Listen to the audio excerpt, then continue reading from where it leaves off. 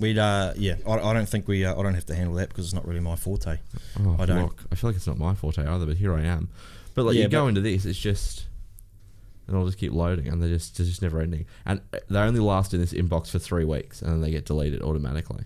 That's one thing I was gonna. When I first started following you, Yeah. I can't remember what it was for. Might have been through a sports person, like Quaid?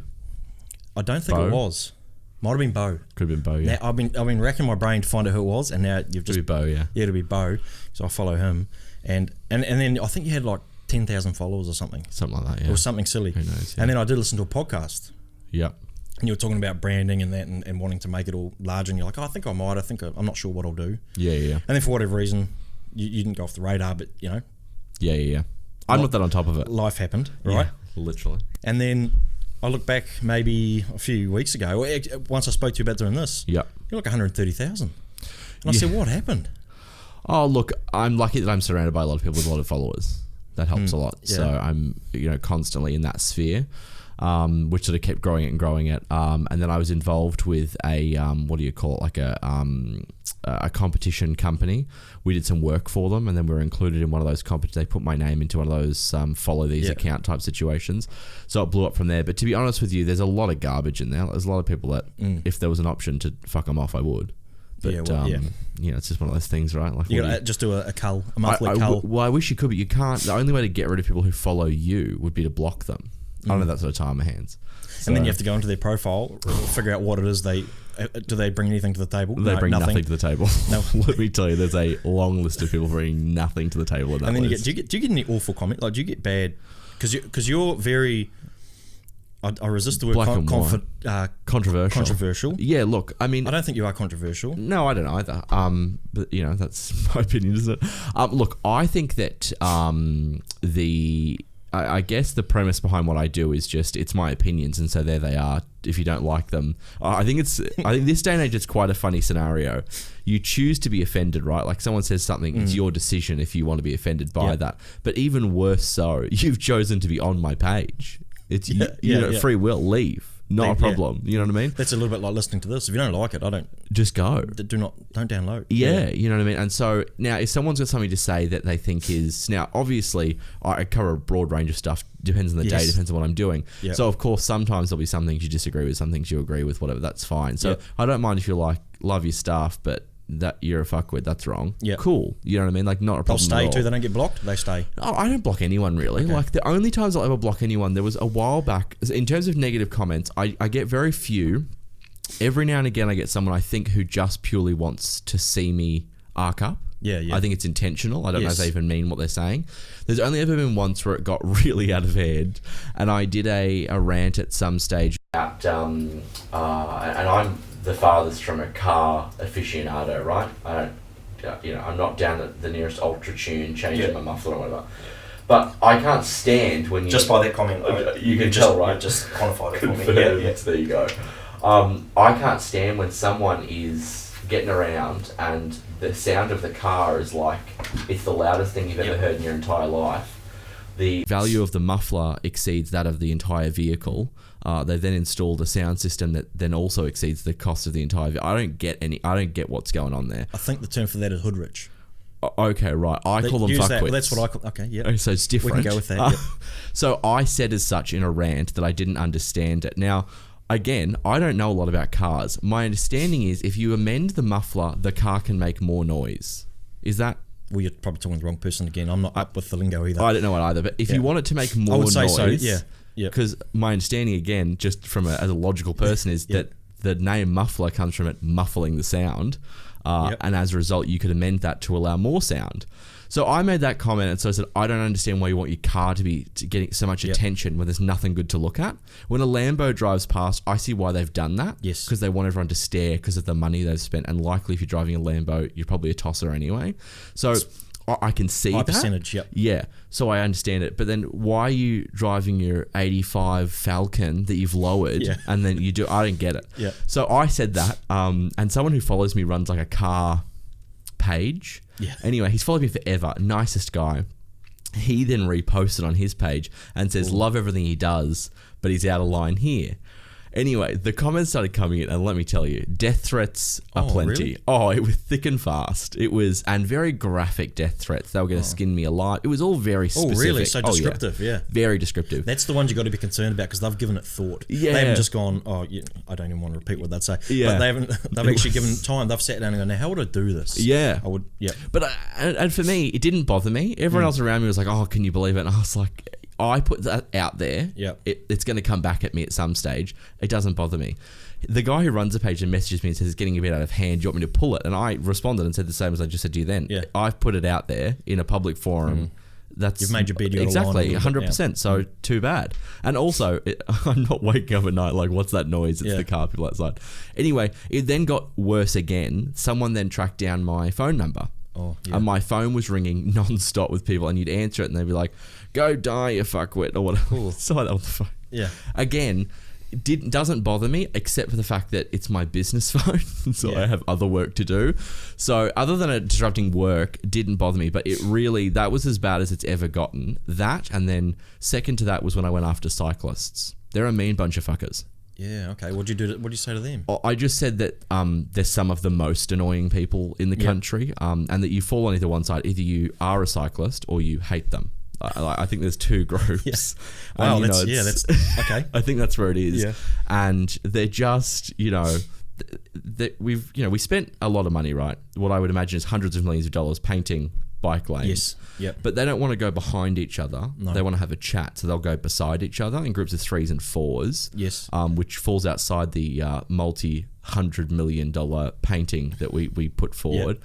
I don't like that. That pisses me off. You're getting hot on the collar now. I don't like it. Yeah. And I feel like I'm driving in my lane and it's like everyone needs to break their neck around the cyclist. And it's like, I don't want to be that person. But if you run into me, I'm maybe a minor dent in my car. Yeah. You, however, won't be in a good way. So there's You're a lot of in no time. Yeah. Like that. Yeah. So for me, I'm not a huge fan of cyclists. I think that they're very arrogant on the road. Yeah. They're very arrogant when they're off the road when they're in the cafe, and there's like 300 of them that consume a cafe. But they're just a funny group of people. Anyway, I said as such. And they also didn't love that. They came for me. The only other time, now we're getting through a list now, I'm imagining how many times. It's those two, literally. The third was I was talking about this on the podcast the other day. I did a rant after Splendor in the Grass. And did you go to it or you just... Absolutely not. Okay. Not my kind of place. I said on review of the fashion at the event that I felt that the dress code or how to succeed at that festival was to dress as hoary as possible. Stand by that comment. Yeah. And again, I'll say it again.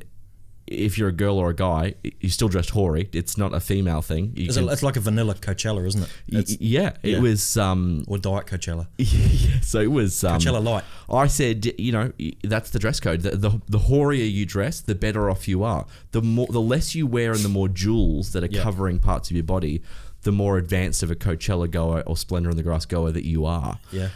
Anyway, then the local newspaper wrote that I was in that week's gutter because I said hoary. And then, just because of hoary, not because of just the word hoary. Yeah, because I said it was hoary, and so then they got a quote from a blind source, a Gold Coast businesswoman, who said it's disappointing. Why does he need to say that, or some rubbish like that? And meanwhile, every other newspaper in the country is writing virtually that, just without using the word hoary. They're all saying like, look at these girls wearing 3 jewels and a napkin. I mean, come on. Yeah. But because I said hoary, because you chose a particular vernacular, exactly, that wasn't acceptable. So then they put me in there, and I picked that up and ran with it. So they ran the article. I was on my way out of the country. I was flying to New York. When it ran, someone sent it to me. So then I posted it on my Instagram and said, I love fan mail, and then posted the photo. Yep. And then, of course, people enjoyed that. And so then it just kept this running joke. Then the journalist DM'd me and started abusing me on DM. That was like, you need to tell your followers the full story about the disgusting things you said. And I replied and said, well, but it's on my page. Yeah, I'm not hiding my followers anything. are here for it. It's still sitting there. Everything's transparent. Yeah. And if anything, the person who didn't get a chance to tell the full story would be me when you ran the article and didn't ask for comment. And this is the world I live in. I do PR for a living. Normally you would reach out and ask for a comment. They went and sourced a blind quote from an anonymous fucking no-hoper who wasn't willing to put their name to it. Oh, absolute Cheryl from downstairs. Definitely Cheryl. It's a Cheryl, it's a Susan, it's a Karen for sure. Can I speak to the manager, please? So, but with the side haircut. Oh, definitely the side haircut. Dyed, preferably. Well, it's a box dye. You've got to be specific. Yeah, it's a box dye from Woolworths. It's $6.99. It was on special. She went for the light red tinge, and it's come out straight orange. Purple rinse, lovely. Yep. Yeah, it's a great group. Well, you're going to suffer from the recreationally offended. Yes, you know, like people are just going to be offended for anything. Like well, you choose to be offended, though, right? Recreationally. Yeah, I mean, it's just I don't know. I think that I think that's part of why I continue to do it, because I think that the whole thing is so humorous that. Why are we all so bothered about such, serious things? And look, I sometimes get DMs people who say, you've got to talk about this, you've got to talk about this. And there are topics that I avoid. Like at one stage, I have quite a following in Ireland. At one stage, someone shared me in Ireland, and now a lot of Irish people follow me. And they were doing a vote on some type of, I think it was abortion or something of that realm. And they asked me to weigh in on it. I very much stay in my lane. If it's my personal opinion on something, I'm happy to own it. If I'm giving advice to someone, whether that be in business or whatever, it'll be in the lane that I understand, and I won't go outside of that, which is why I'm always comfortable to say it. But something like that, I'm not a woman. Personally, I have personal beliefs. I'm pro-choice, do whatever you want. But I'm not going to get into the middle of a debate like that. So there are certain topics that I will avoid. It's hairy to absolutely. weigh in on that. Yeah. So I avoid that sort of stuff. Politics and whatnot. Here and there, I'll say something, but very rarely do I wade in the middle of something. I mean, the other day I waded. That's just difficult to understand. Well, you've almost got to be. It's very deep rooted for people. It is. It's a career now, which is frustrating because usually that 4-year term, things like that, it was 4 years. You picked the best person for the 4 years. Now for them to be in it for 30, 40 years, some of them. I also think a lot of the content that I put out, it's just very short. Instagram post is 60 seconds, a story is 15 seconds. You don't get the chance to really go into an intellectual debate, if you will. And so there's a lot of deep-rooted issues that come up with all. And so if I'm putting my opinion forward, you can take it or leave it when I'm putting it forward. If I'm talking about cyclists or whatever, I can get that across to you in 60 seconds, what I think. Like, bunch of wankers, there it is. Whereas I'm not going to engage in a conversation. If I was, with you in person, sure, let's discuss why I believe this or that or the other. But I'm not going to get into that when I don't have the ability to properly articulate my position and why. So I do avoid some stuff. You've covered the mediums though. Like if you want a quick short message, 15 seconds. Yes. Done. 30, 45, whatever. Yep. Then you've got your post, 60 seconds. And then you've got long form like what we're doing here. Yes. If you really want to get stuck into a subject. Well, it kind of evolved on its own. So I'm not, which is funny. We've just been literally dealing with this on my Instagram at the moment. I don't do this for a living. I'm not an influencer. I don't have paid partnerships. I don't do any. Well, look, other than being the face of Bunnings, but that's obviously. See, we have a lot of tradie listeners, and that really struck the core here. Everything for me has they pay me to get you on. I can imagine. Well, it's the start of the tour. I think our national tour. I would imagine. Stop one. Thank you.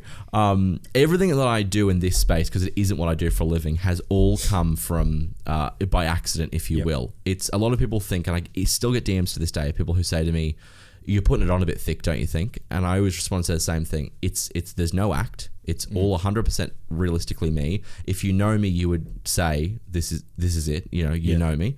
And so everything's kind of been just on from where it was. So I originally was just doing Instagram stories, things that happened in my day, and then I would talk about them in Instagram stories. I would get a lot of DMs, and this is when I had very, very few followers, and people would reply to me and sort of have a comment to say or have something to say.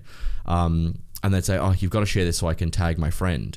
So then we decided to, and I still do it now. If I do like a post on the page, I record it as a story and then stitch it together. So it's not recorded any other way. So I record it like that, then stitch it together. If it's 15, or back in the day, I had to stitch it together because you couldn't go through, hold it down and get 4 together. So I do that. And so then I started posting it so people could tag their friends, and so then that sort of happened. And then on from there, I sort of kept doing the stories here and there. But again, I have a day job, so I don't have the time to sit down and, and also... It's time consuming. It's hugely time consuming. Deceptively time consuming. Well, yeah, and I'm also coming off the back of winter, and now this sounds ridiculous, but off the back of winter, it gets dark early.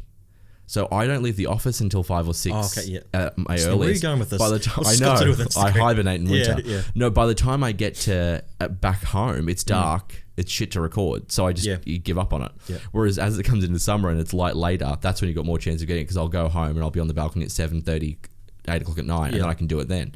But all of it has just been by accident. None of it is in some sort of... You sit on your balcony and just unload on what's really... Well, it's like more... a wound up coil, and then you sit on the balcony and just... Well, see, no, this is the thing, right? I unload all day.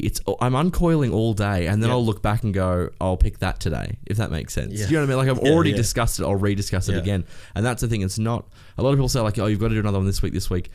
I don't sit down and write content. I'm in no way, shape, or form a comedian or anything of that nature. So it's purely, I'll pick the phone and point at myself and record. It's not takes, it's not anything, it's just there it is.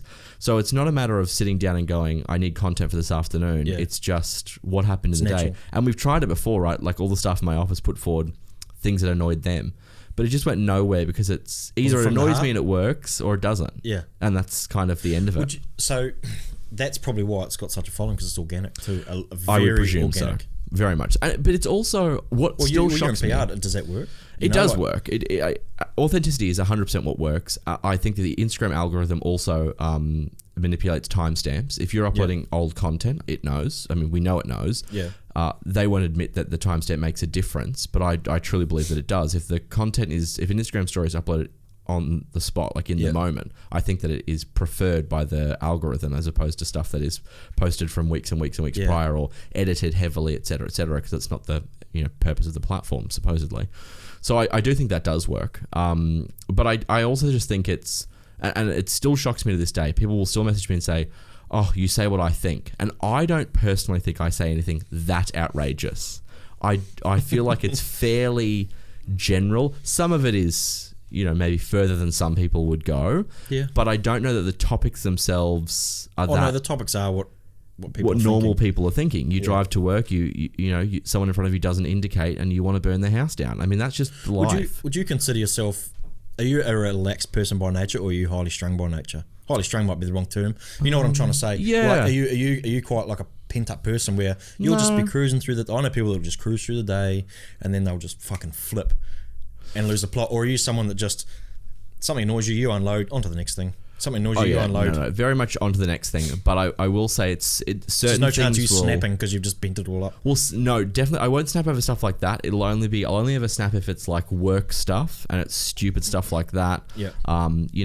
Maybe we should ask. Oh, look, we should ask the staff. They'll probably tell you straight away. Ask my sister, she'll tell you I snap all the time. But I would say that for me, it's like a real example. We've got someone at the moment, a supplier of ours, that is trying to get our business. We're trialing a product of theirs, and they're calling maybe 4 or 5 times a day to speak to me. I've said to them, I won't take your phone calls. I have someone whose job it is to handle this. Yeah. Please deal with them. And they will still continue to call 3 or 4 times a day. So that has continued on and on. So the other day I said, the next time the person calls, you just tell them, 1 more phone call, I won't ever use you ever again on principle, whether you're the best or not. Yeah. Tell her to fuck right off. So that, to an extent, definitely, that's that sort of snapping, and that's 0 to 100 on the spot. I could be completely fine, then that phone call rings, and then that's the end. But generally for normal stuff, I'm not that bothered. Driving... Yep. Yeah, I operate at 100% highly strung at all times. Fast or just... all of the above. Road rage? All of the above. All right. I don't understand how it's humanly possible in this day and age that people can't grasp the concept of an indicator. Because at its core, an indicator indicates what you are doing. Yep. That doesn't change anywhere on the road. Correct me if I'm wrong. No, yep. But on a roundabout, some people now believe that you should use it to indicate where you're not going. So when you enter the roundabout, you're not turning left, you're going straight through. So they indicate right to indicate I'm not going left.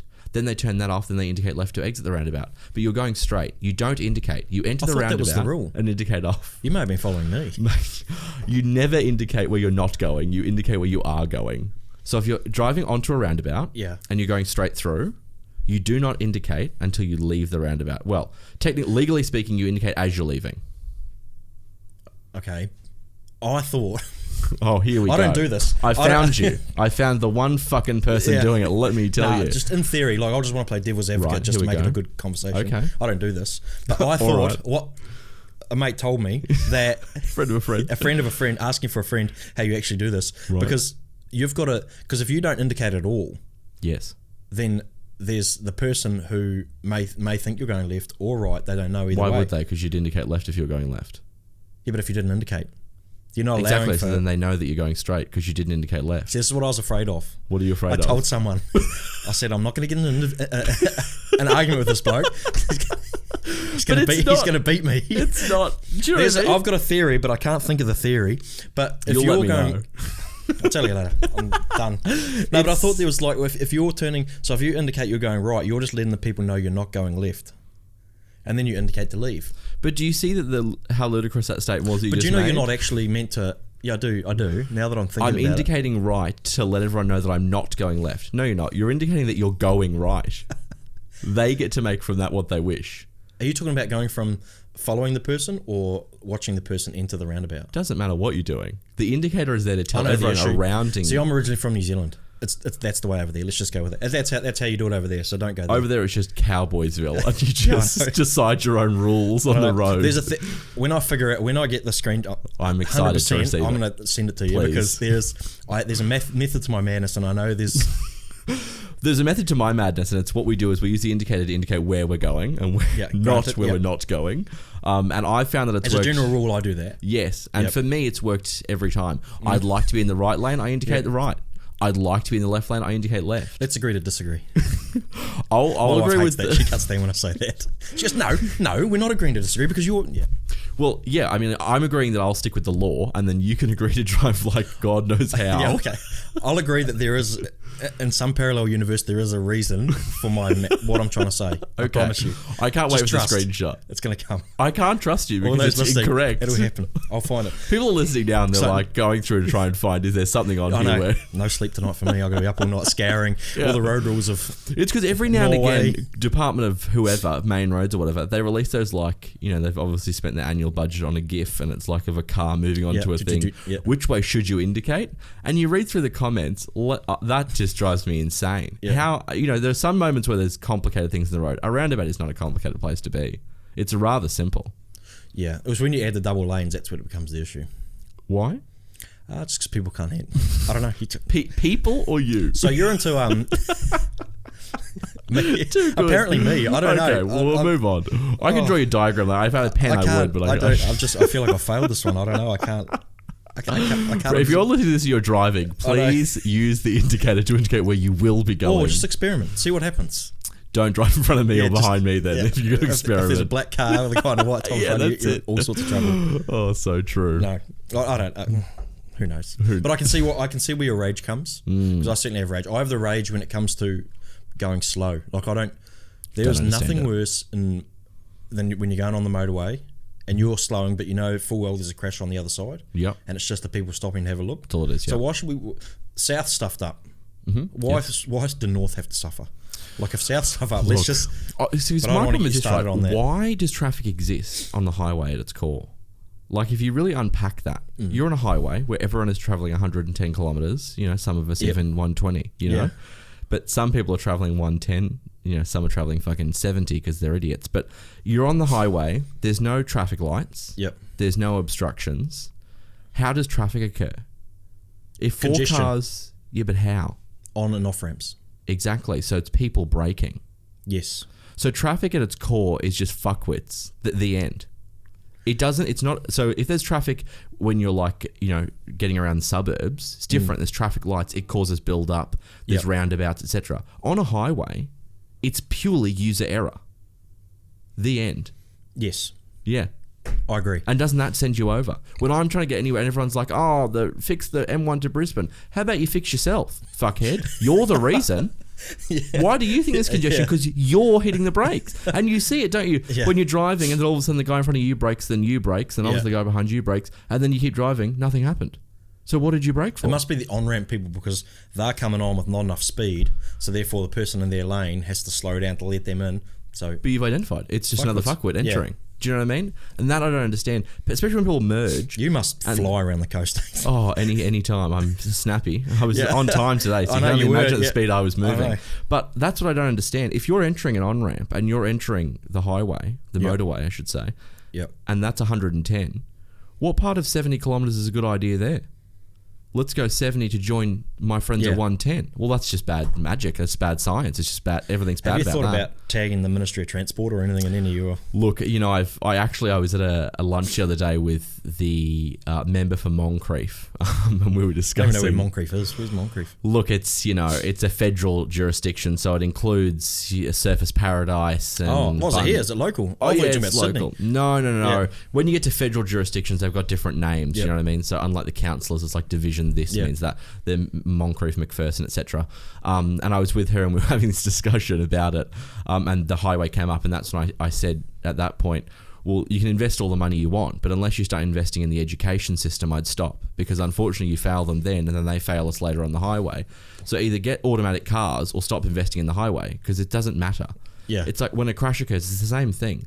It didn't occur because you don't often hear someone say, oh, a bird flew through the windscreen. That doesn't happen. Yeah. No, you weren't looking. You were on your phone or you did something stupid, and then you caused the accident. And that's the exception, not the rule. Like, it's not... Yeah. It's not caused...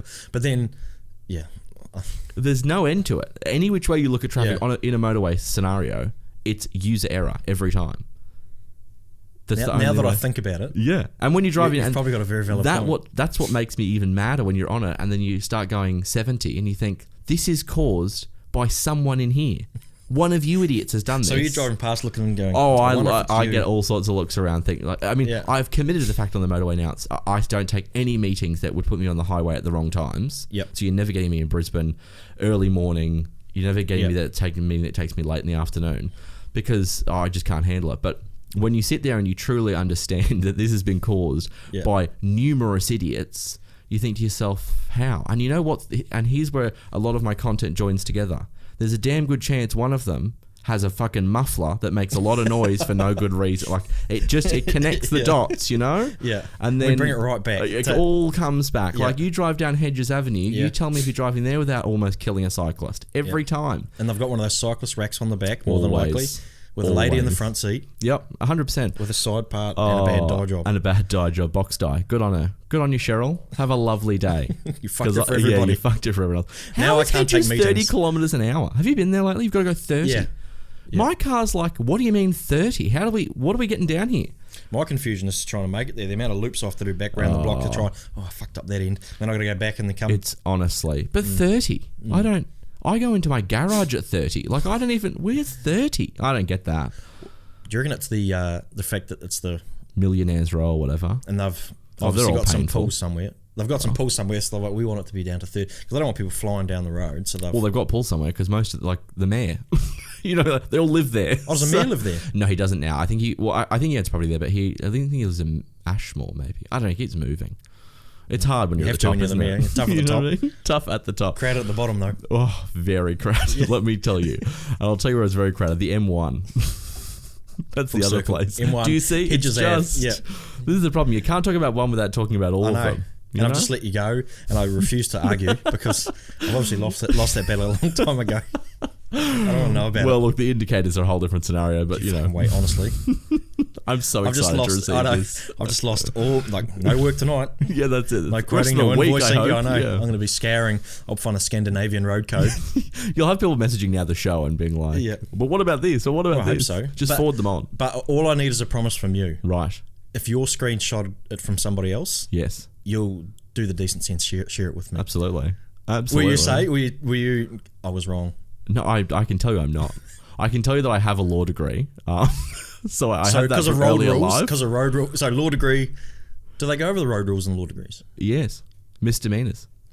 Yeah. So I feel like I've barked up the wrong tree. It's also the and that's why I say I stay in my lane, not on the roads. Not on the roads. Yeah. I'll go whichever the lane needs to begin to get there faster. Even if it gets me no further, I still feel better about myself. Yep. But I stay in my lane. If it's not something that I understand, I don't go there. But if I do understand it, I'm more than happy to stand here and tell you it's 1,000% correct. There's no two ways about it.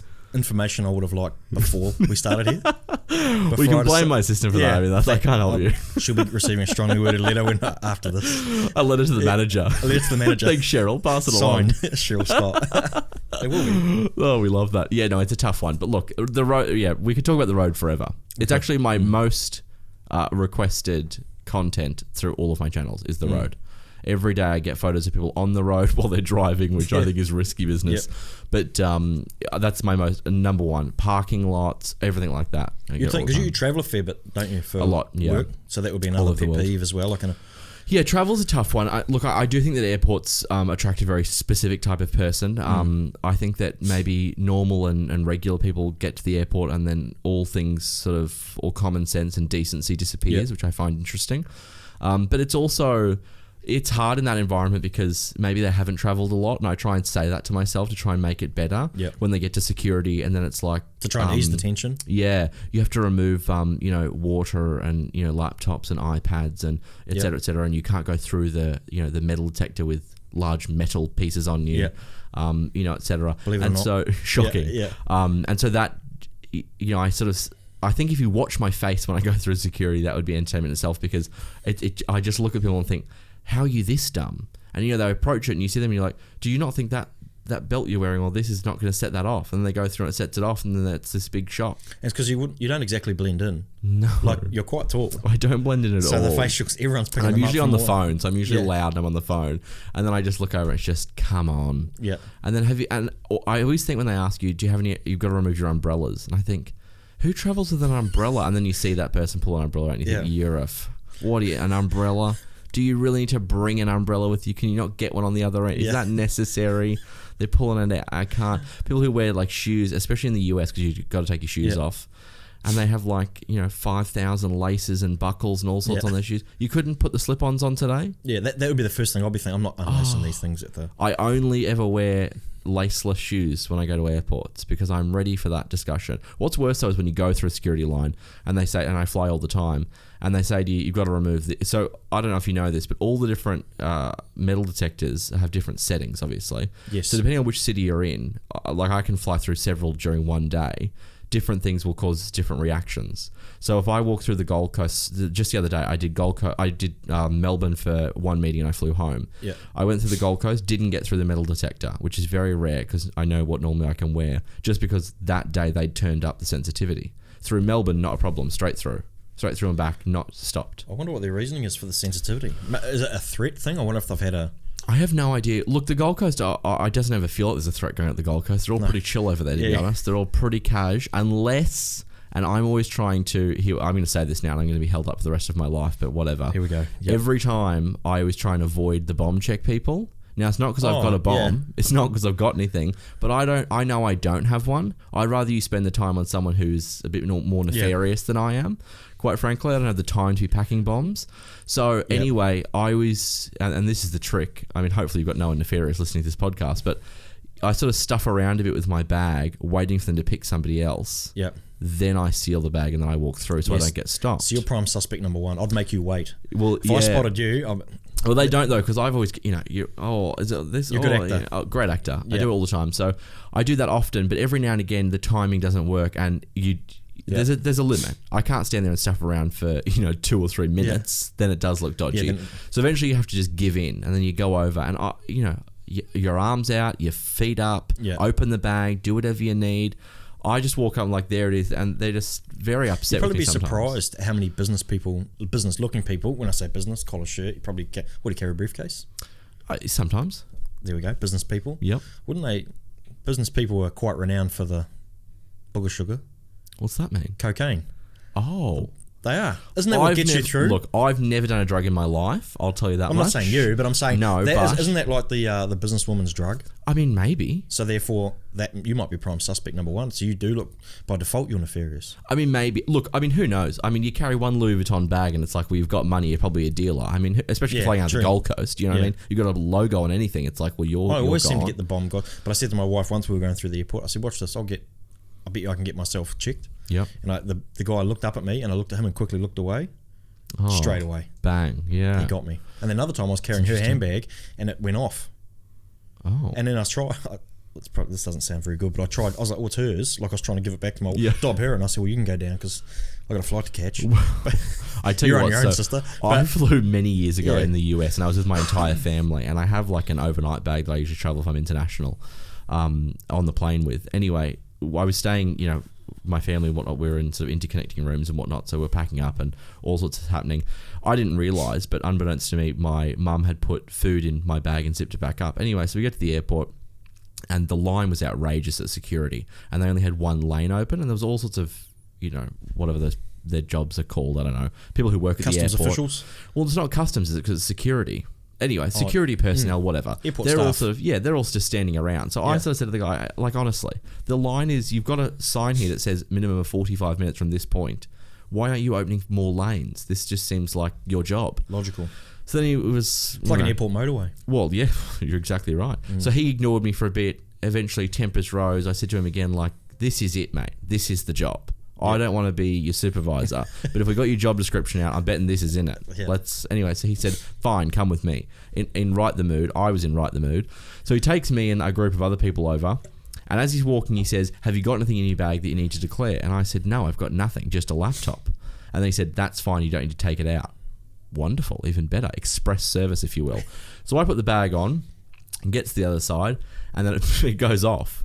And I bet you that made his day. He thought this, it would have been so good for him. This little upstart. Let me tell you, he was. We were not friends. Yeah. And then he says, "Well, no, there's something in here." And I went, "Oh well." And of course, at that moment, then all of the attitude disappears. Out of you? Out of me. Immediately. I was going to say, did it start to coil? No. Immediately, I become their best friend. Yeah. What do you mean? How can I help? What can I do for you? Did you need help? Can I help? Yeah. And anyway, he says, well, come over here. Anyway, he unzips it, and in the top of the bag is a bag of chips and a bottle of water, which you can't take water through security in the US, which I know. Open that. There it is. And he said, well, there's water here. I then make the dumbest mistake of my life, and then I said to him, well, look, mate, I didn't pack it, so I don't know. Because I know my mum has obviously done it. Yeah. Now in America, saying I didn't pack my own bag is code for I'm Osama bin Laden. Yeah. So let me tell you, it was then a whole, you didn't pack your own bag. And I said, well, it's not like I didn't pack my own bag. So you did or you didn't pack your own bag? I said, well, I did pack the bag, but then my mum has put, oh, your mum. Well, where's your mum? Of course, I've been taken out of the line, so she's somewhere else. So I couldn't get her. So I was in a tiny room. There was stern discussion. It was not a good time to be alive. So now every time I fly over there, I'm sure I got something on my passport, against my name. I'm not welcome in that country. I'm sure of it. I've never been, so I'm fortunately. Well, you're good to go. Water though. Do not take water. Make sure you got slip-on shoes. Every single once you arrive. So there's a guy that you go to when you're passing through security, customs, anything like that. There's a guy always, and he sits at the main desk. You hand your passport to him, and he does another check. I don't know what the hell he's doing, or she's doing, but they do a check at that point. Now that person usually, in my experience, has a personality. Yeah, they're up for a joke. Everything's cool. Their day's great. They're seated too. So like they've got the real great job. They put under a little light thing. They're good. From that point beyond, everyone there wants you dead. There's not a happy person left. The soul has left the building from that point forward. So no one there you can make a joke with. Yeah.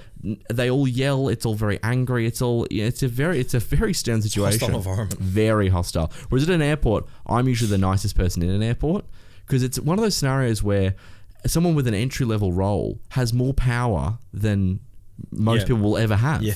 You know what I mean? I'm sure they've got at the check-in desk, doesn't seem very nice, mark it, and then later on you're screwed, So they must have a red flag, like just even if it's not in between friends. Like if I type an X next to his name, gone. Well, did you know if you've got 4 Zs on your boarding pass, you've been marked for additional checks? And I've read about it, but I've only had it happen to me once, and I was actually in New Zealand. I was flying to LA via Auckland, but you don't know about it until you hand over your boarding pass at the gate. So I went to board, handed my boarding pass over, and she said, you need to go for an additional check, hand it back to me. And a security guard walked me what was miles in Auckland Airport back to this small room where everything was undone. Everything came out of my bag. They checked it. They did a full pat down of me. I got a questionnaire, a whole big thing. But the stress then is compounding because it was at boarding. So and then I could hold the plane for me. I don't care. So I'm thinking, like, could we move these questions along whilst also trying to be as pleasant as possible? Let's walk and talk. They went over, and then when they're done with you, they just hand you your boarding pass and say, off you go. Yeah. You've got to walk yourself back to the plane. It's like, should there not be some sort of urgency? Do I not have a light that I can get? Do you not have some sort of flag I can wave? Golf cart that the old ladies get. Yeah, that's what I'm looking for. I got nothing. Anyway, I barely made that flight too. But if you've got 4 Zs, you're in trouble. I'm sure the check-in person did it. Yeah. I'm sure that's not random. Were you lippy? Did you give her a hurry up? Probably. I wasn't in a good mood because I was doing a connection to LA, which I think is absurd. Yeah. What am I going to Auckland to get to LA for? What's that for? That's ridiculous. Because I flew Air New Zealand. Oh, that's a nice airline. I mean, it's a nice airline, but what am I doing in Auckland? I want to go to LA. What are we coming here for? Got to clip the ticket. I know, but it's also a bit like a bus. We're picking people up on the way through. Well, I don't want to do that. Anyway, I didn't book the tickets. I had the same thing at AirAsia. We went AirAsia, me and my wife flying home. But there was 2 flights. One was Kuala Lumpur, one was back to the Gold Coast. And there was a lot of AirAsia passengers. Yeah, I can imagine. Yeah, believe it or not. Yeah. And she's panicking, my wife's panicking. And I said, we'll be right here. I said, they're going to Kuala Lumpur. Yep. We got, it won't be loud, won't be nothing. Well, no, because Gold Coast was the connection to Kuala Lumpur. Yeah, so there was only the one flight. But here's me calming her, because she's not a very good flyer. Oh, why? Calming her down, just anxiety. Is it the height? Is it the speed? Everything crashing, just I can't justify I can't quantify why people are not good flyers. They just, it's weird. People just get anxious about it. I think it's just a reason for her to drink more wine and make it acceptable. Oh, right. I'm right. She does it, and I'm okay with it. I just say that I'm having another wine rather than giving an excuse for it. Say, look, just cut the shit. Just if you want order to a bottle. Order a bottle. You know what I mean? Yeah. I see that you're giving these tiny ones. Did you have a full size out the back I can get a hold of? Come on, please. Yeah. And also, I've got to order bunches of wine. Yep, because she needs to double up, which I forfeit my drink. Yep. It's not ideal. No. But I don't. Obviously, anxiety, it affects you, I guess, in ways that you can't define. It's brutal, but of course. Yeah. But for me, I just very much, if the plane goes down, it's over. When they're doing that test at the beginning where it's like, this is what you do in case of emergency. Well, I can give you a tip, sweetheart. If this plane goes down, doesn't matter what position I'm in, we're all fucked. Yeah. Do you know what I mean? Do you think because I leant down and put my head... She's not listening to this at all. But do you think if I put my head in my lap, the impact of this absurdly large plane hurtling into the water or the ground... Yeah. My daughter that's going to save me? I mean, come on. My daughter had a theory that they make you put your head in between your lap so that when you land, it snaps your neck and it's over quick anyway. It's over quicker. That's smart. She's a genius. What would be She's genius a genius in her own way, absolutely. Where they, rather than giving you the flotation, it was a parachute. Yeah. I've never thought about that. Because that's not going to work unless when we land, I'm not dead. Which there's a good chance I am. So what is the floaty thing doing for me? You've got one of those outlooks. I don't know. Yeah, I don't get that. It's one or the other. Either you don't want to, or you're like, well. Yeah, and they've not thought like that. They've thought through the silliest things. The best this day and age, right? We've been to the moon. Apparently, we're going back again. Are we? Apparently, we're investing money in that. Turnbull and Trump have decided. Oh, good. Who knows? Yep. We're doing phenomenal advancements in science. Our phones, technology is unbelievable. We have advancements that you could only ever dream of. Yeah. And they've said to you, here's a whistle and a light for attracting attention. Are you fucking serious that I have to, in this day and age, be bobbing in the water? Some miracle I haven't died in the crash, and the best you've got for me is to whistle? This is it? The best we've come up with? But don't worry, there's a tiny flash on your shoulder. Yeah. My fucking iPhone torch is doing a better job than that, and based on the tech in it, it's probably surviving more than I am on a crash. I don't get it. The whole thing is bizarre to me. What is going on up there? That's the best we've got. Propeller and an oxygen or something in there. You just need do better. Do better. Get a parachute. How is there not? That's all you've had is the live vest and a whistle since I can remember flying. I'm sure the very first planes, probably the first one went up without it and it went down, and the second one they went, it would have been good if we did survive. A whistle. A way to attract attention. Who's listening for a whistle in the middle of the Atlantic Ocean? I don't as if the Titanic's steaming past and you just doo like no. Or in the rescue helicopter. Can you hear that? Could you hear? What's that tiny light down there? Nothing. It's the moon shimmering off the fucking waves, you idiot. What is a light doing? Is that 100 faint whistles? Oh, yeah. I mean, it's just idiotic, You should be able to these days. Like if you, this is a ridiculous. You could solve a lot of problems. Here I am. So you've got practical thoughts. Very practical. Very outspoken practical thoughts, but they're practical nevertheless. That's exactly right. I think maybe the problem is in your delivery. Look, the care factor's low if I'm honest. I know, I got that. But if your delivery was a touch more constructive, look, if you it could really needs solve to be, the world's problems, I think. But I think if you write a memo or a 5-page document on why a whistle's insufficient when your plane comes crashing down, I don't think that gets the point across quite as much as me saying, have you actually thought this through? We've come hurtling down and that's all I've got.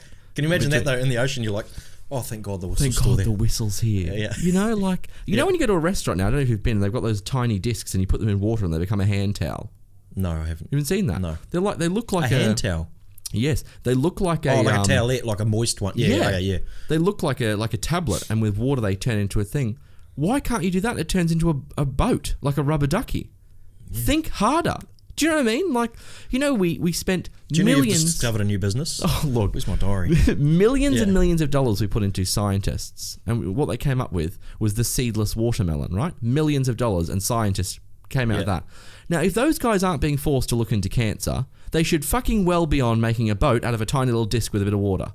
I'm sorry, but I can just pick the seeds out of my mouth. I saw a study the other day, and they measured David Beckham's exertion during a game of soccer and how many light bulbs that would charge. I mean, and I thought, do we need that information? Fellas. I'm going down with a whistle and a light to attract attention. And what's worse, I don't remember how many light bulbs it was. No. And I just remember thinking how ridiculous.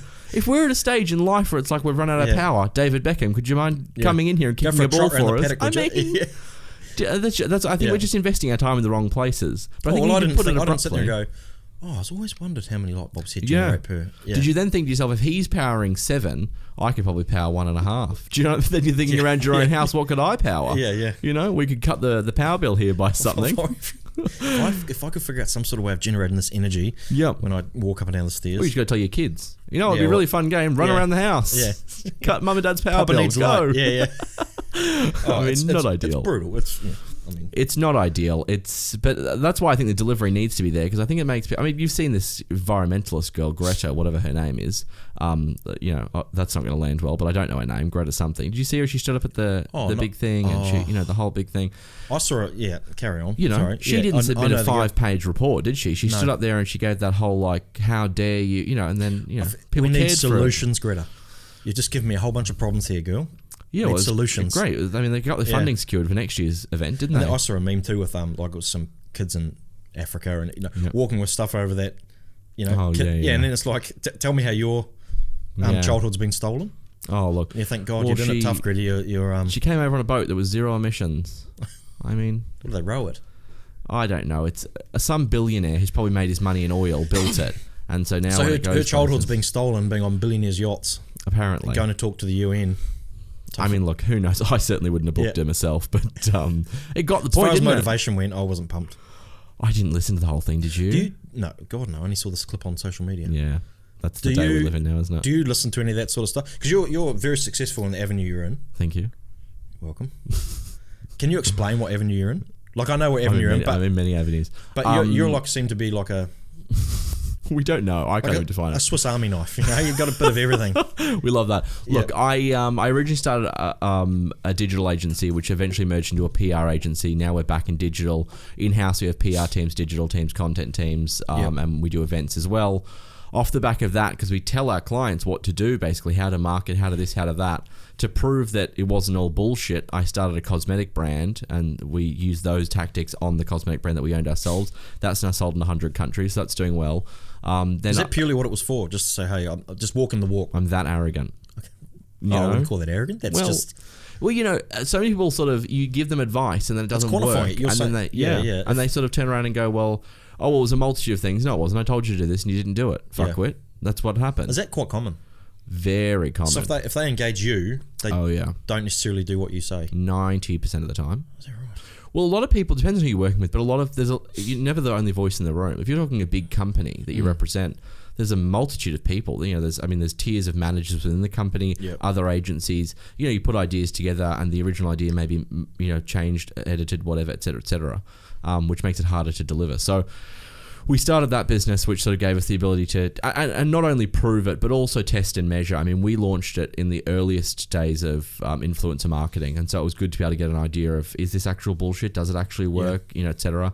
And so that helped us there. So we've got that. I've got the agency. We just launched a business as a podcasting network, which is producing podcasts for sort of high-level talent in the influencer space and brands. And then we are just about to launch. There's a couple of other ventures that we're going into. I'm also the director and investor of a fintech startup, which is a neobank out of Melbourne called Archer.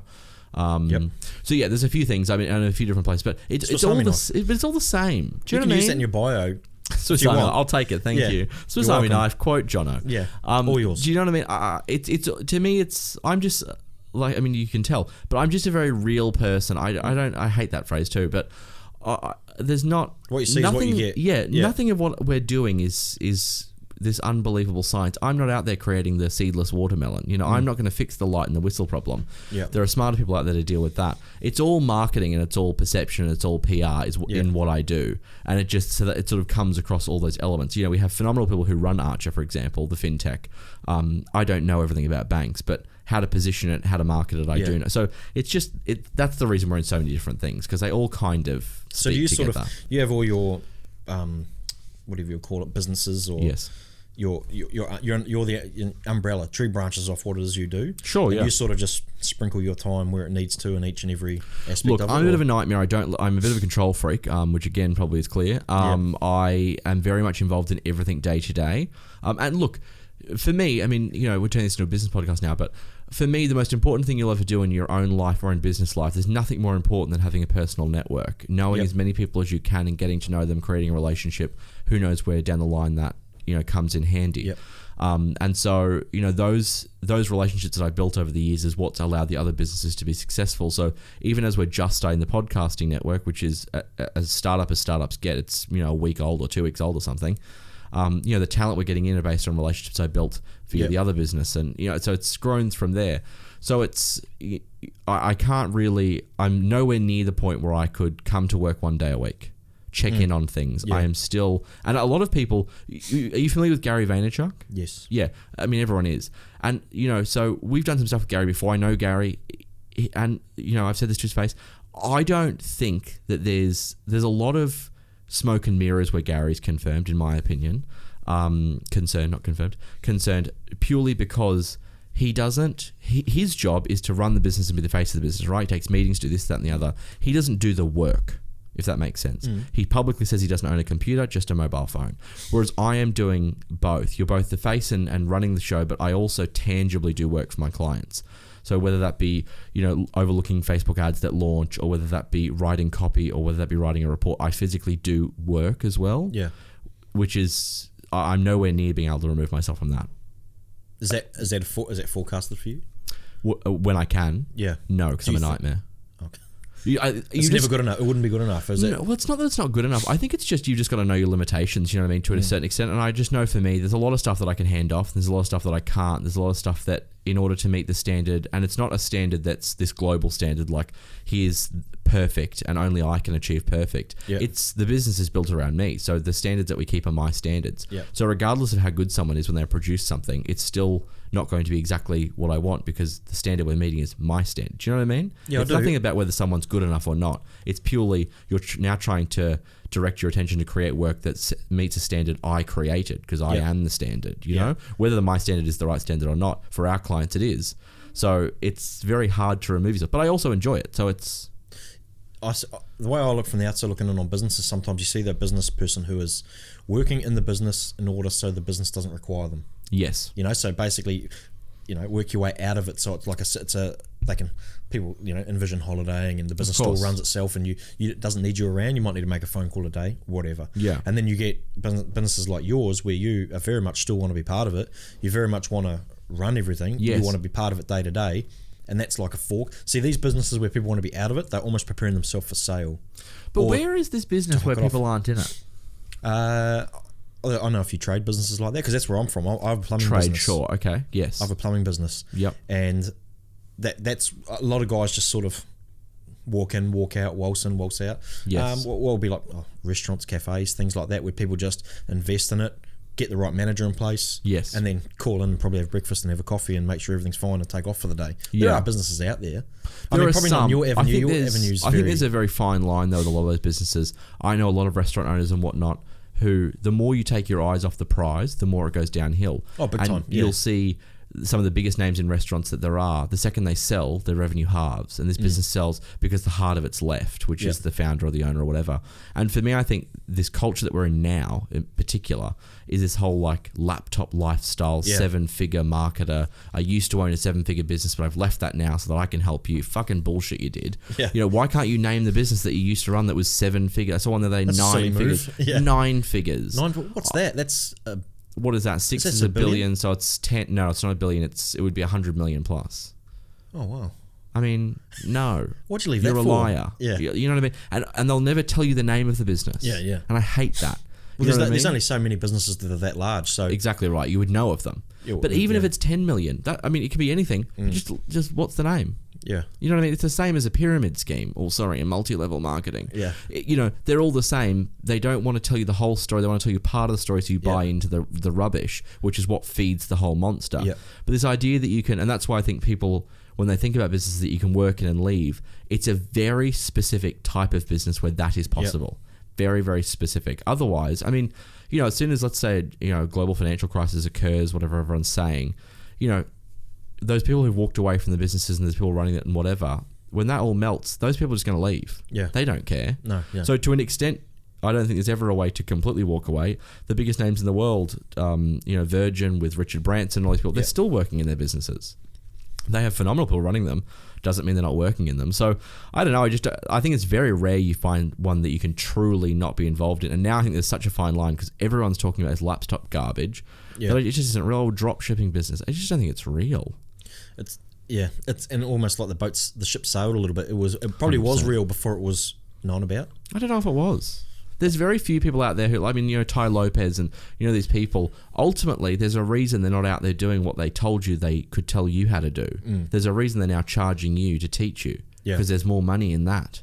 Do you know what I mean? Otherwise, they wouldn't be telling you. So in your business, do you have influencers, do you?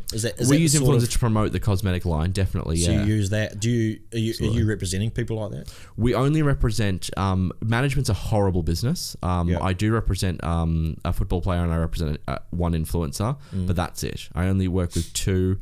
I obviously in the work that I've done, I've become close with a lot of people and, my phone will ring every now and again for advice and things. But in terms of actual management, no, I don't represent influence.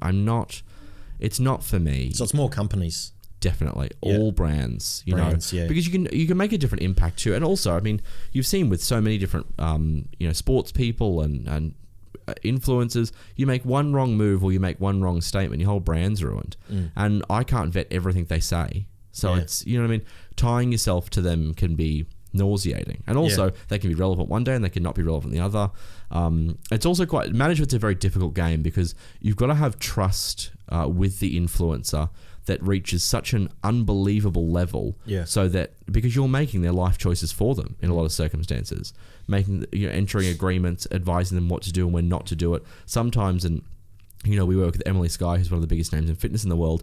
We've had agreements that have come across our desk for 7 figures, and I've said you can't take it. It's not for you, and she mirrors my thoughts and says I wouldn't anyway because the brand isn't right. But we're talking multi-millions of dollars for a girl who grew up on the Central Coast without any money and didn't get presents at Christmas, and you're looking at a contract worth millions of dollars and you're going, a lot of people are swayed by that. And they've got, I can imagine, like if you start seeing those dollar signs, you think, I can sort of tell myself to that. Yeah, it'll work. I can make it work. I can this. I can. So it costs to be authentic, but it pays off in the long run.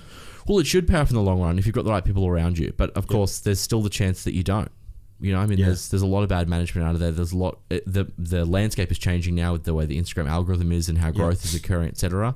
So it is difficult now. So you could make all the right decisions, but what happens if it's like Vine? 2 years ago, and Vine just closed. Vine, the social media service that was short video clips, overnight it basically said we're closing next week, and that was hundreds, if not thousands, of careers down the drain. So there's got to be a trust with her, with you too. Huge. So she's just got to, because would that mean like almost every post has to be run by you, or is there to an extent? Look, what she is an absolute expert at is working social media. Yeah, she knows what people love. She knows how to take the right photo. That's her expertise that is far superior to mine. My expertise is how that brand is perceived, in the public eye, and how we get her into magazines, and how little things like we couldn't get her on. Women's Health Australia released a list 2 or 3 years ago, and on the list it was the 150, I don't know, it was a large number, I think maybe 100 or 75, something like that, of the most people you should follow on Instagram in fitness in Australia, the most influential fitness list or something like that. She wasn't on it, and at that time she had, I think, somewhere in the realm of 10 or 11 million followers, quite literally able to move mountains from her bedroom in Broadbeach, and she wasn't on it because the Women's Health Australia editor at the time, for some reason, didn't like her. and we couldn't get anything to move. So I then spent all my time and got a deal done with Reebok globally out of the US, and she was partnered with them and shot alongside Gigi Hadid, and I got her on the US women's health cover. It wasn't until then that Australia then came to the party, because tall poppy syndrome here is really, it's quite aggressive. It took a long time to get people to appreciate what she was doing, and she's the most genuine, down-to-earth person. She's the opposite of this whole concept of influencers. Imagine the heads that rolled inside Women's Health magazine. There's a new editor now. Oh, there you go. Is it? Gone. All right. Oops. We'll leave that there. Jackie Mooney's the new editor, who we love. Oh, sounds Lovely great. woman. Sounds great. I bet you she wouldn't have missed that one. No, she's lovely. And look, Emily was on the cover of Women's Health Australia then 2 months later. Oh, funny that. Lovely. How convenient. So we have a lot of listeners that are, because obviously I'm trade based. Yes. That's sort of the avenue I'm down with this. Coming from a real perspective. Yes. You know, like, I mean, I consider it a real, you know, boots on the ground. Yes. Sort of a outlook on things. When it comes to like marketing, I've noticed recently lots of guys in that, and girls in the trade industry, predominantly guys, but there is a lot of girls doing it. Actually, they're doing it better than the guys are. Really? They are pushing their brand a lot more. Yep. With trades. And is that something that you can forecast? You know, like I know it's difficult to forecast. You don't have a crystal ball, and that's part of your probably part of one of your biggest issues. You don't have a crystal ball. You don't know how things are going to come across. Yep.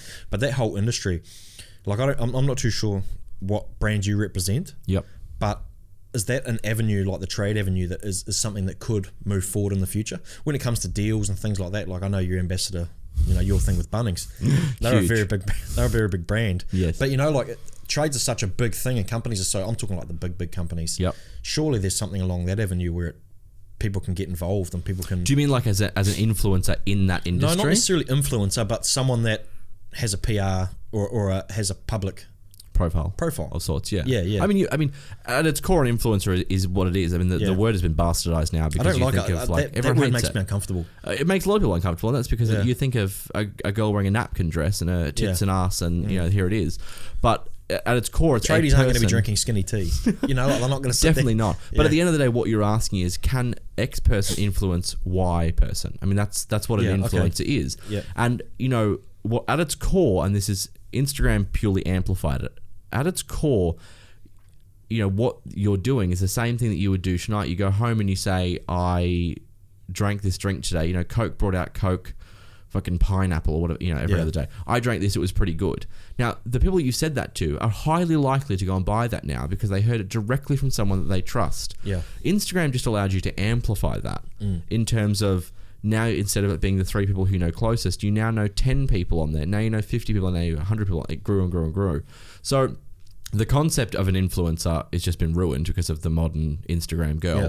But and like I don't need Cheryl coming for me being like, don't attack women. It's because of the Instagram girls. Stand behind it. Chill out, so Cheryl. 100% backed for the box die.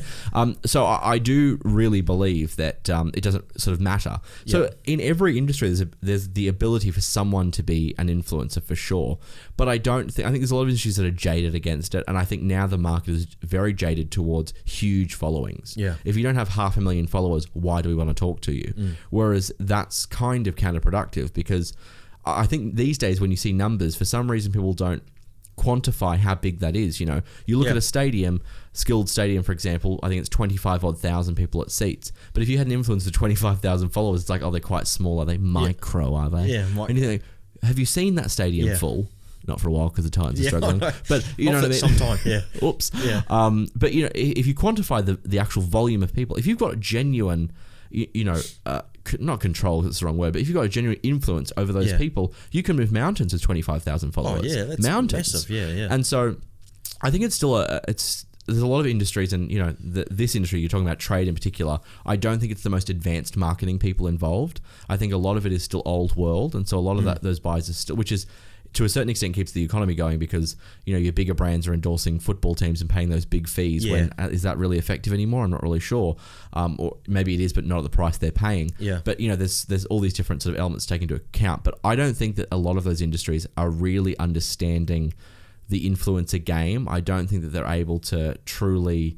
I mean, look, Scott Cam, for example, I guess would be, and I don't know the trade industry very well, obviously, and I don't have clients in that space, but Scott Cam would be probably the most well-known person in trade in Australia, I would think.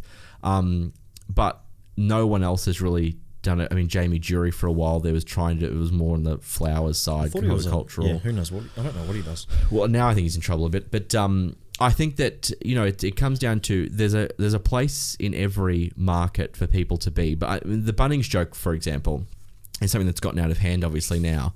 A while back, to give people context as quick as I can, a while back I bought. I'm not handy at all. I have a handyman that does everything for me.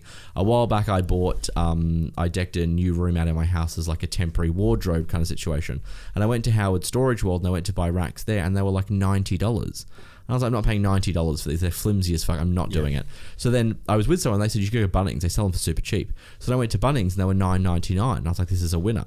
So I shared that whole story on my social media. And then the next sort of maybe 3 or 4 days later, one of them started to bend. Yeah. And it started to slowly slope and it was melting, basically. It was a $9. $9.99 and it delivered on $9. Let me tell you, I paid for being a cheapo. Yeah. So anyway, I then shared that. And then must have been the next day or a few days later, I had a guy DM me and he said, and this is my favorite DM that I receive, the only reason I followed you is because of my girlfriend. Okay, then unfollow me and fuck off. I don't care. Never heard that before. I get it all the time. Yeah. Because my girlfriend told me to. Do they have to justify why they're messaging you? Exactly right. Yeah, they want to know. They don't want to be here. They've been forced to be here. That's the Instagram version of I watch Home and Away only because it's the only thing on TV. Exactly. The Bachelor, I have no interest. My girlfriend loves that. I mean, come on. Yeah. So he said that to start with, so I knew immediately you're a tosser before we'd even continued on. Sure. And then he went on to say, but I think it's shady that you don't disclose your paid partnerships. For fuck's... It was something like, for fuck's sake, it's so obvious that you're working for Bunnings. Yeah. And I thought, if you follow me truly and you know me in any capacity, you know that the last person they would partner with on earth is me. So then anyway... Doesn't seem like a... It's not a good fit. It's good fit. I'm no PR man. And yet you've seen it. There you go, So I then thought that was hilarious. Then I screenshot that. I put that up. We then spoke about that on my channel. It sort of continued on from there. That's this concept of construction Sam came along where anytime I'm building it, and this was like putting poles into a hole when I put this together. Obviously it was advanced stuff. Yeah. So then they fell apart. So I threw them and then I went and bought these really expensive proper commercial ones. So now they're as sturdy as they come. Put them together myself, they'll have you know. Yeah. Anyway, so I did that, and then so the joke continued from there. Then the other day we were joking about it in my office.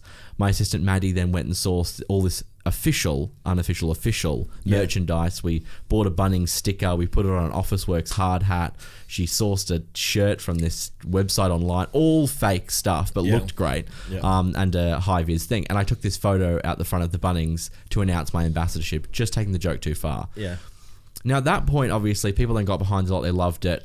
Emily, who is a client of mine, a very close friend of mine, she then took it one further. She then commented on the Bunnings Warehouse page and said, can't believe your new national brand ambassador. She's a big account, so it would have triggered on their end. Oh, yeah. And then, a few other people left comments. Anyway, and then I screenshot them, put them in the story, tagged Bunnings. And in the back end of my account on my Instagram, you can see that they've seen the stories. Yeah. So they keep seeing them. So then it bothered me, thinking, well, do you not have a sense of humour? Also, you could harness that too, couldn't you? Like you could run with it if you had a personality. Now if you knew what you were doing, right? If you knew what you were doing as a marketer at Bunnings, now is the time to turn around and go, this is funny. Yeah. Let's do something with this. I have no interest in money. I don't care. I'm not even an influencer. I'm thinking all the things where you could film you walking around offering help. Exactly. And people ask you how to use this. You have no idea. And I would think, right, like your audience, I presume, so you'd fit right in at Bunnings. I fit right in. Yeah. Sore thumb. But I would imagine your audience is probably a very specific audience of Bunnings, who's their core customer, who sort of funds their day to day. A lot of them, I would imagine. But then there's a huge portion of what I think keeps Bunnings expanding is a lot of these weekend warrior types, who are watching The Block and watching these TV shows and thinking, oh, I could do that and I might spruce up the bathroom this weekend. And that'd be 75% of them. That's what I think. I truly think it is. And that 75% is my audience. It's a lot of women. It's a lot of, home runner themselves type people who want to, not spend a fortune paying some company they can do bits themselves.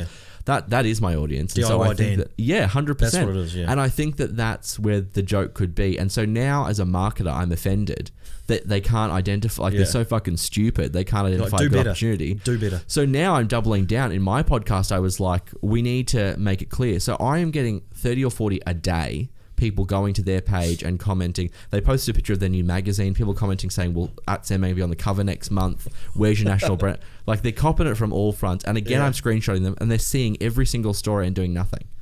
So I just think it's just bad marketing, and now I'm offended as a marketer, thinking like it's an opportunity to have a joke, but even just reply to the story and go lol, and move on. Yeah, you know, but nothing. Would a company like Bunnings have their own? They'd have a specific social media person. I would have thought it's possible they've outsourced it. I don't know. I haven't bothered to make the phone calls yet, but it's possible they've outsourced it to someone else. To the Philippines?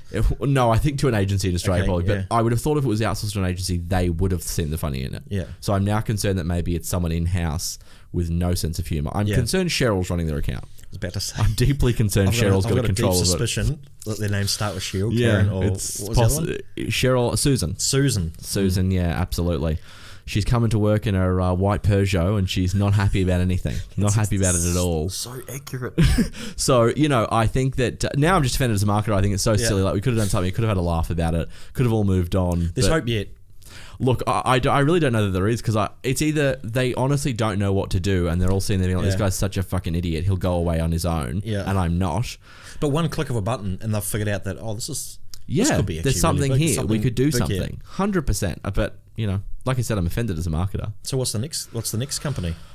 I don't know. I am always banging on about Kentucky Fried Chicken on my podcast. Well, I should be endorsed by them. Oh, good. I see you're a backer. Oh, me and the Colonel should be close friends. Two of us. I'll be the apprentice. I mean, I'm constantly talking about it. You know, they're doing a wedding service. I'm promoting it. They've released a new burger. I'm promoting it. I mean, we're talking about it all the time. Yeah. Look, I'm a simple guy. I don't need a big check. If you just want to send a large zinger meal to the office when I'm recording, we're in. We're friends. You'll sit it right next to your microphone. Right next to the microphone. I'll cover it to, you know, I mean, not for that long because I'll eat it, but, you know, till the cows come home. So they're probably the next targets that we'll go after for sure. But I think I am, through other people, connected to their agency, so that will catch fire faster, I hope. Yeah. At least there'll be someone over there going, this is funny, and then move on, rather than completely ignoring me. Every big company is represented almost. Would you say? Usually, yeah. Well, it depends on what they're represented in. So, I mean, a really big company will have a PR agency, an advertising agency, a marketing agency, a creative agency. Jesus. Yeah, it's a lot of agencies. You die at some of the expenses some of these companies go to. Does that overlap? Does that overlap? Must do. This is what we were talking about before when you were saying they don't follow your advice. This is what happens. You'll sit in a room with 12 stakeholders, and they all represent, these are the designers, these are the campaign designers, these are the advertisers, these are the marketers, these are the PR people, these, you know, blah, blah, blah. This is social media. And everyone has, you know, we could bring a campaign to the table and say, you should do, this is the campaign we think. Yeah. And everyone will chip away at it with their ideas. And then eventually when you come and see the final result, it doesn't look anything like what you pitched. Yeah. And so then the execution becomes more difficult now, because you pitched a PR concept, but now advertising bastardized it with this. And so now it's not much of a PR concept anymore. So that's generally what happens when someone doesn't listen to your advice. It's normally something like that, where there's so many people at the table and it becomes very difficult. That's why now in-house we have PR, digital content and whatnot, because we control the landscape. Yeah, you can sit down and brainstorm and go, well, you're fucking me up over here by doing this. Well, often we would say as well to a client, you know, I mean, one thing that everyone will know now is that content is king on social media. Everyone talks about you need better content. Oh, I know. You need better content, which is true. You need better content. And so we would say that to our clients, and they would just purely say we can't afford it. Which is most people, even the big guys. So like, we can't afford to have videographers all day, every day creating shit. It's not viable. So for us, by bringing it in-house, we were able to, one, control the cost, but two, we were able to create some sort of consistency amongst the content, rather than hiring X photographer today, that one's not available, so now we'll get Y photographer, now he's not available for the next shoot. So, and then also we're able just to sort of keep a control over, if this is the brief, it's delivered because it's my people, not here's the brief, they miss it, and it's too late now, you've paid the money, they've filmed it, there's the result. You can't tell them to go back and redo it because they missed it. Well, you could, but it doesn't happen. So owning that process, you know, all the stakeholders gel together because we all work together every day. So when we're talking about a concept, they're there from inception all the way through to execution. It's not, you don't meet them the day before, pitch them, then they go, oh, okay, and they miss the concept. And so it just means we get a better control over. I can imagine, and if it's a miss, it's not everybody pointing fingers at everybody saying, well, you missed because you fucked up and put your Well, that's version how of big it in. businesses go under. It's everyone points fingers at everyone. No one wants the responsibility. And that's why so many agencies, in my opinion, keep their jobs, because a lot of marketing managers don't want to be the reason that they lose their job. So rather than come up with a concept and execute it themselves, they hire an agency. The agency comes up with the concept. The agency executes it. They hire someone else to execute it. It goes bad. They fire the agency. And then the company goes, well, good, because that was a bad job. They don't say to the marketing manager, well, how the fuck did you let it through? You're the one that approved it. That doesn't happen. They just say, we fired the agency, we're hiring a new one. Well, that'll show them. Okay, great. It's a cool, what's the word? Like, it's cool. I look at it like it's the iceberg theory. You know, the iceberg theory where you see the tip of the iceberg, but everything else is underneath it. Yes. That's what your end of it seems like to me. Like, very much so. It must be frustrating. You're like, if you only knew the work I put into that 20-second advert. Yeah, it's often like that. It's and also it's when you see resource, you see a mass marketing buy and they spend $1 million on television and $1 million on radio and $1 million here, and they spend 10 grand on social, and you're like, whoa, that hurts, doesn't it? But the social will have a higher penetration. Yeah. And they say to you, well, how do we know that? What's the ROI? Or what's the ROI of television again?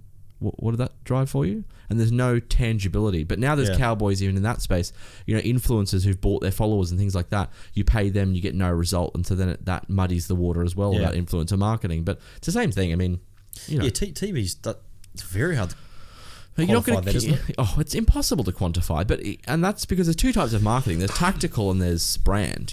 Like TV is brand marketing. You're just putting your brand in front of people's names, so it's recollection. Tactical marketing is this influencer then says, here's Just Water, go and buy Just Water. And then someone goes and buys Just Water because they swipe up and they purchase like that. Not a sponsor. Not a sponsor. Rude. Yet. That's exactly what Woolworths. Yeah. Where are you? Jaden Smith, hurry up. Is that Jaden Smith's brand, is it? It is, yeah. That's right. It just came to Australia in Woolworths. He came out and did he's right into, So more. Come on, Will. The water's not, the thing's made of like seaweed and the top's made of the, it's really? like the whole bottle's like saving the world. I thought it was on special. That's because no one wants to I care about the environment. Plastic just shits me. So, well, the top of it isn't real plastic; it's something else, and even better. See, there's a whole thing about it. If you read, it is on there. Yeah, I'll read it after. I promise. But it was on special because they can't sell it because no Australian wants to buy it. Unfortunately, it looks flimsy. It's not reusable, which annoys me. It's definitely not because about another 2 weeks and it's going to be turned into sand. I think that's how they're designed. Right. But look, it's it's.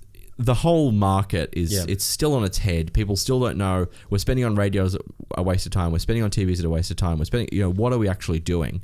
And no one has the answer. But you're all held to a different standard. So social, if you spend money with influencers, it should transact on the spot. They should buy immediately. Spend on TV. Oh, it's fine. People saw it. We think they weren't looking at their phones. We promise. Same with radio, because you can't. If it's on radio, like at least with the podcast space, like people I feel like people are listening.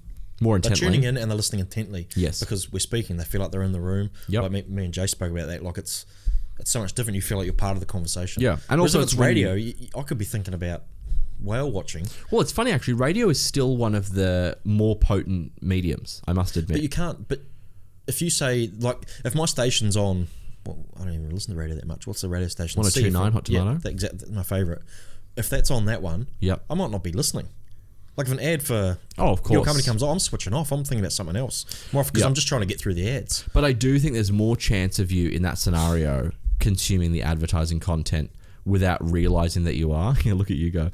Without you realizing that you are. Because, you're not going to, as an ad comes on, you're not going to swap the channel and you're not going to pick your phone up. We shouldn't be in the car. I never do. Do you know what I mean? Never do. So, to an extent, the advertising can sneak in quite an organic way. Yeah. Whereas on television, I'm hesitating to find anyone apart from maybe my parents, although even now I don't think so. When the ads come on, they don't pick their phone up. Oh yeah, and a friend of mine had their kid watching cartoons the other day. And it wasn't on Netflix. The ads came on. The kid was like, melting. What's this? What on earth is this crap? What are you interrupting my show with a Ford commercial? How dare you? Do you think Netflix will ever have ads? Yeah. Have to eventually, right?